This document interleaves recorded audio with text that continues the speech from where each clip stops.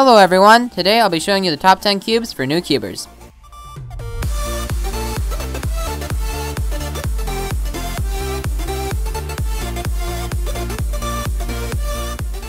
So, as you saw there, today I'll be showing you the top 10 cubes for beginners. Now, these aren't going to be in any specific order. I'm just going to kind of start at 2x2 and work my way up. So, starting with 2x2, the best 2x2 you can probably get if you're a beginner is the Cheaty 2x2. This cube is very cheap as it is a budget 2x2, but it also turns very well.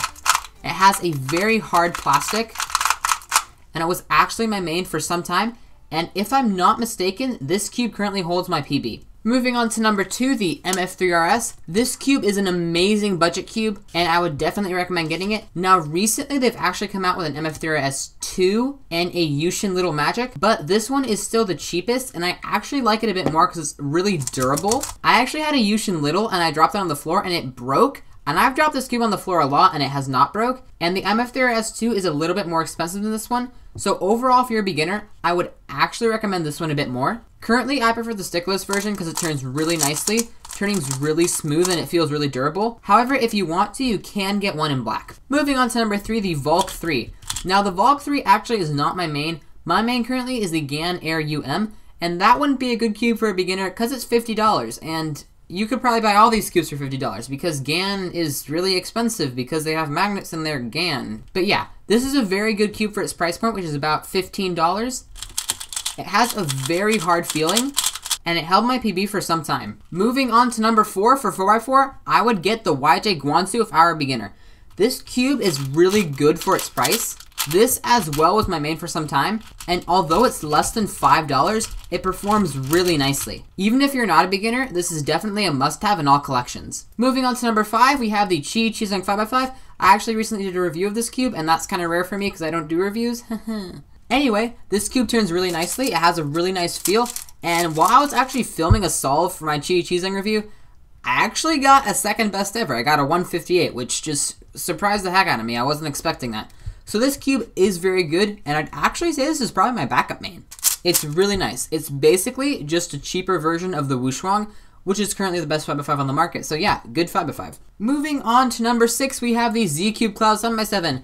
Now, I would say that this is the perfect 7x7 for beginners, except you probably saw it there a bit, pink. It's got a pink side. When you're a beginner, it's really cool to get a nice big cube like this, and a 7x7 is a cube that's fun. It has all the aspects of a big cube, except it's not that expensive. And this cube is only $10, but it has a pink side. Now, if you really don't want that pink side, you can get a Shangshan 7x7. Now, this cube does not have a pink side. Obviously, it comes in black, but I wouldn't really recommend getting this if it costs more than $15.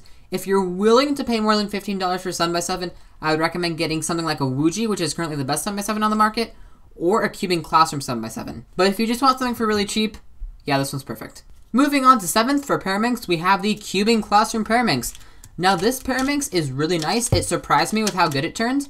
You can get this Paraminx for about $5. It turns really nicely, and it's definitely much better than the beginner Paraminx that most people get, which is the Shengxiao. This cube actually has corner cutting, and it's pretty nice. So yeah, Cubing Classroom Paraminx. Moving on to 8th place would be the Cubing Classroom Skube. Now, this is a very good skube, just like the Paraminx. Oddly enough for me, my first skube was a Lan, and then I broke it, and I decided to be stupid, and I bought another Lan instead of getting something good.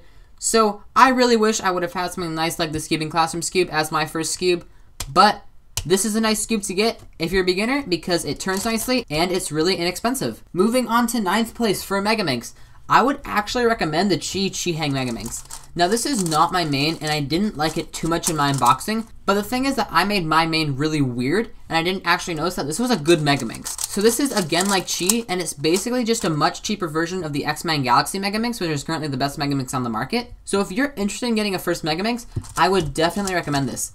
And this one, I believe, comes in black. And moving on to number 10, just to add a little fun to your collection, the Chi Ivy Cube. This is a really fun cube, and I actually had to think about this one a bit. I really wanted to put a non-WCA puzzle in this video, and I think the Chi Ivy Cube is perfect because it's not that expensive, but it's really fun. It turns really well, and it's just a nice puzzle to solve over and over again when you're bored. But yeah, that concludes this video. If you have any questions on the cubes I mentioned, or any requests for future videos, make sure to leave them down in the comment section. If you liked this video, hit the like button. If you didn't like this video, hit the like button. And don't forget to subscribe. Bye!